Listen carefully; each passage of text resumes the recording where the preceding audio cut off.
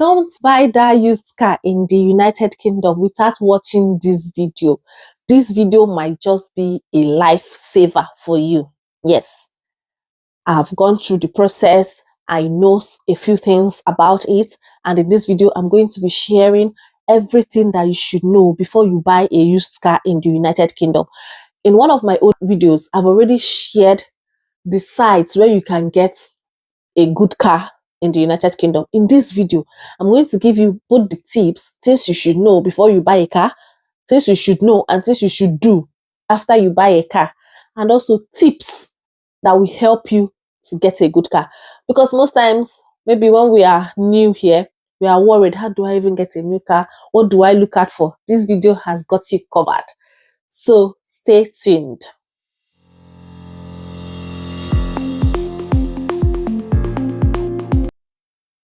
Hello guys, it's your beautiful YouTuber Chinasa. I am here once again. Thank you for your love. Thank you for your subscription. Thank you for everything that you've done so far to make this channel grow. Just know that I love you.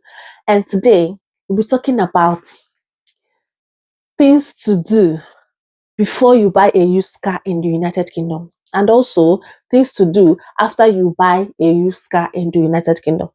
And in between, I'm going to give you tips, what you should look out for before you buy that car. Now, the very first thing you should do, obviously, before you buy a car is, what is your budget? How much are you looking at? What is the cost of the vehicle that you want to buy? Like, how much are you budgeting for it? Just like maybe you want to go to the market, you say, I'm spending £10,000 or £1,000. So here you decide. For example, you say, I want to get a car of £5,000. I'm just giving an example. Now, if you've decided that £5,000 is your budget, another thing you should look at for is, how do I get this £5,000? Do I have it with me? Is it already saved up in my account? Am I using finance? Am I going to be using finance? Am I taking a loan? Am I paying some deposits, or I'm using my credit card to buy? When you must have decided on all of this, you only knows your situation and your financial capability, then you decide within yourself. When you must have decided, then we go to another consideration. What type of a car do you want? Do you want a car that has automatic transmission or manual transmission? We normally call it manual car and automatic car. And bear it in mind, let me mention this right now. An automatic driving license permits you to drive only automatic vehicles. But if you have a manual driving license, it permits you to drive both manual and automatic cars. People tend to confuse this and they don't believe it, but it is true. You just have to research on it. So now you decide on the type of car that you want to drive. Do you love driving manual cars? Do you want an automatic? Bearing in mind that automatic cars cost a bit more here in the United Kingdom than manual cars. But we all know that it is less stressful to drive. So you also choose what you want, whether it's automatic or manual. Now, the next thing to consider is who you are buying from. I will always advise that it is better to buy from a dealer.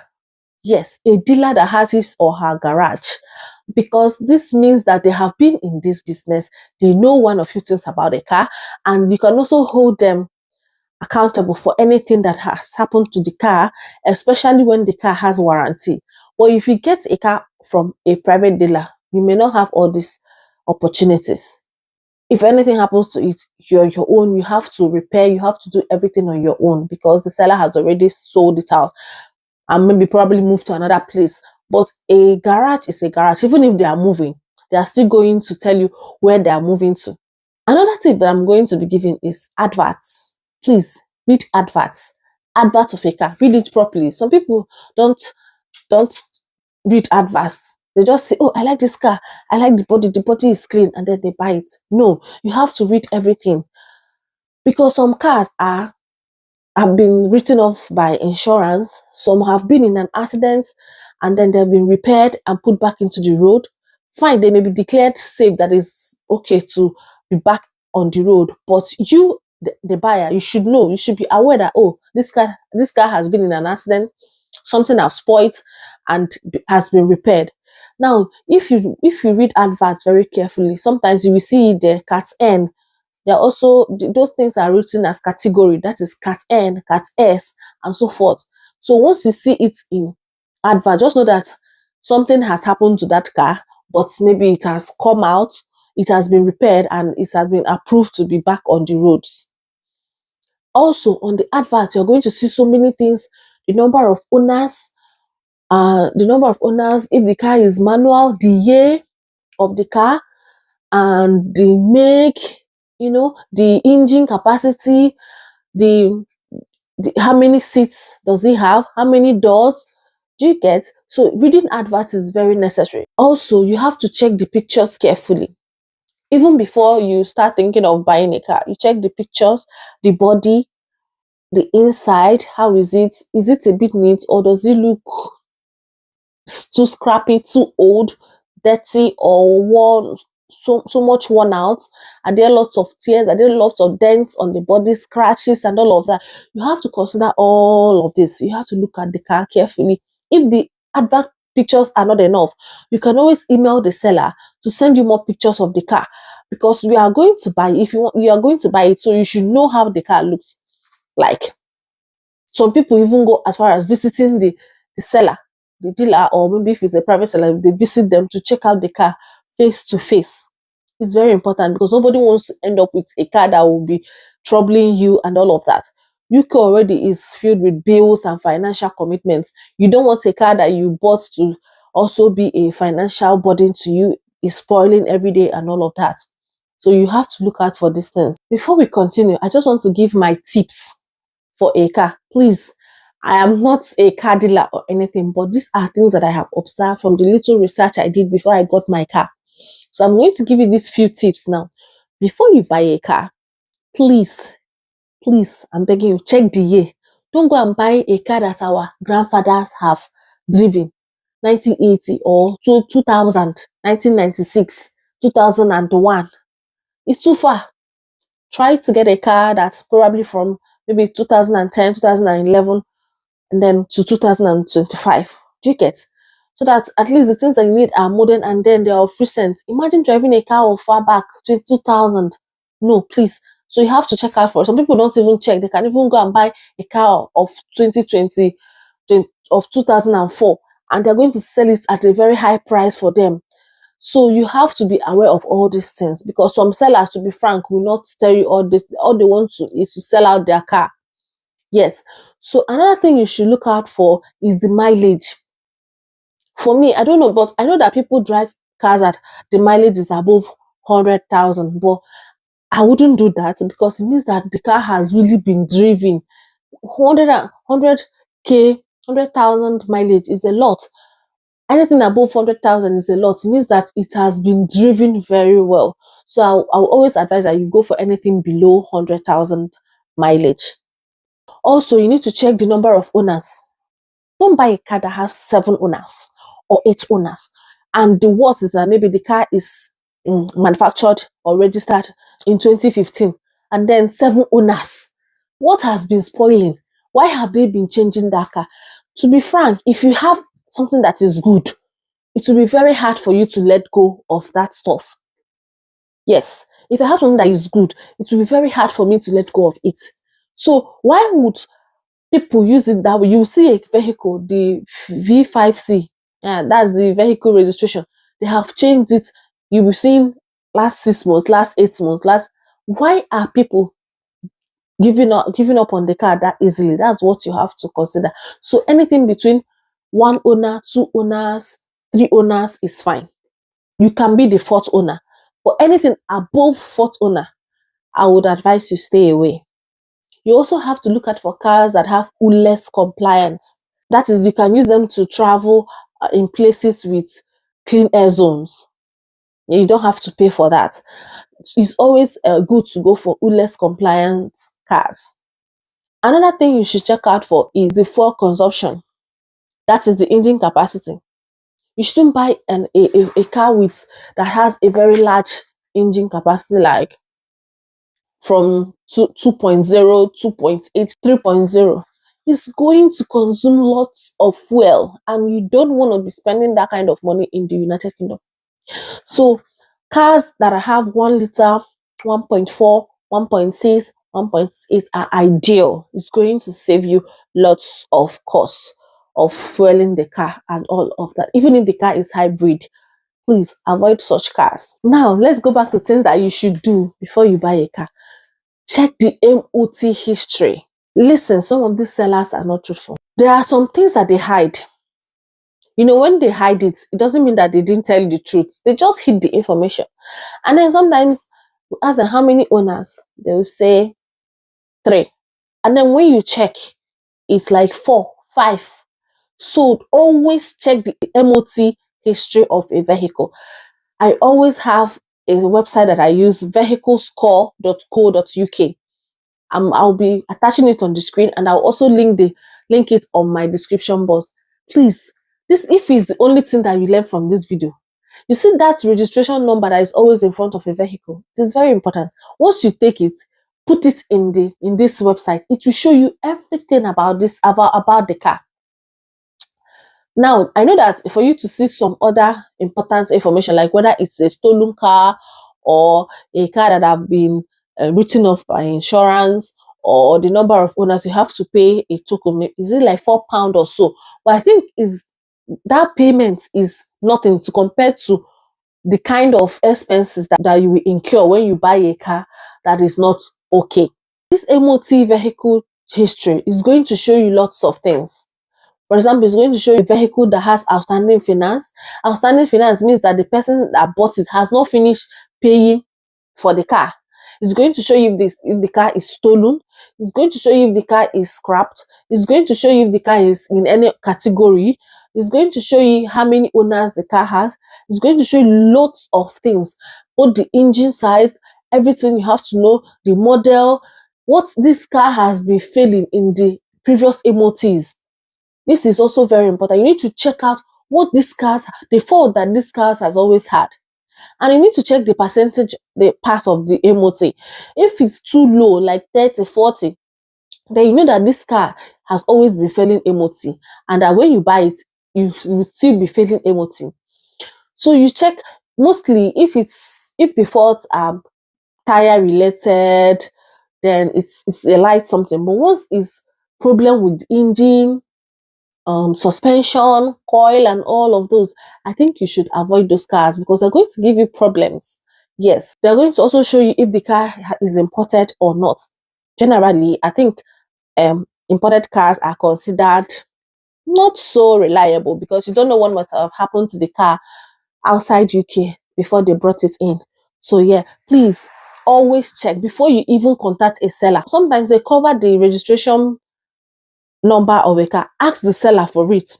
Once they give you, take it, put it on this website, vehiclescore.co.uk. It's going to show you things about this car.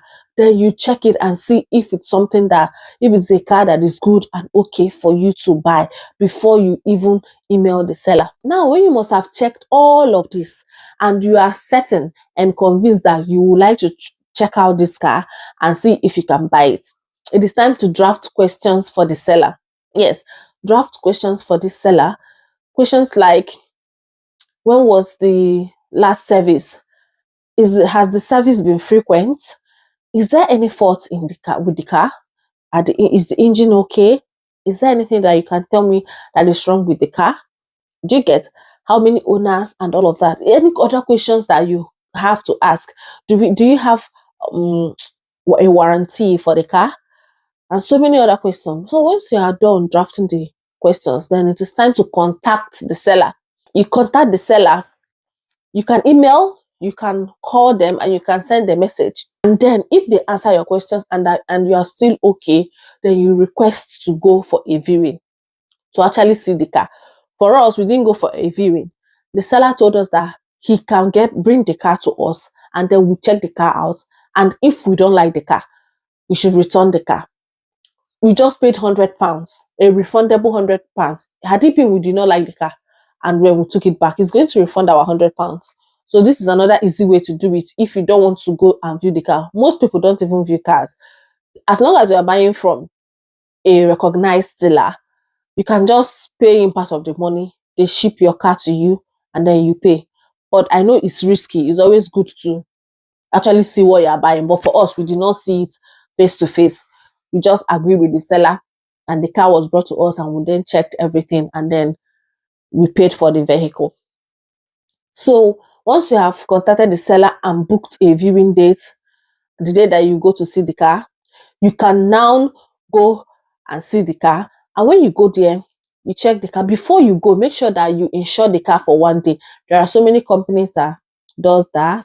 Just key it on Google, 1 day insurance is there. You can pay for 1 day to be able to be insured for that car. Or you can ask the seller how to do it when you get there. Do not drive a car without insurance. That is the basic. So when you go there, try to drive the car around, check out the horns, check the windows, whether they're open, whether they open very well and lock. Check everything that you need to check in the car, spare tires, the horns, the lights, especially the lights. You know that there are so many lights to look at, for fog lights, rear lights. Check the cars, check for any fault at all. Check the body of the car, check for dents, check for scratches, check for everything. Make sure that the car is in good condition, and that you like the car. Yeah. So when you must have checked everything with the seller, and everything is good, and you like what you see, the next thing is to actually make payment for the car. And once you've made payment for the car, it's either the seller ships the car to you, or you can drive the car back home if you are good in driving. Or you went with somebody that will help you bring the car back to your place. Then when you must have done that, it is time to insure the car proper. You know, what you did was a day insurance. And why did you do that? Because you are not certain that you are buying the car. Yes, because if you do a comprehensive or major insurance on the car, what if you go there and you do not like the car? That means you are losing some money. That's why you did a day. Now that you have bought the car and it's yours, you can now do a proper insurance on the car.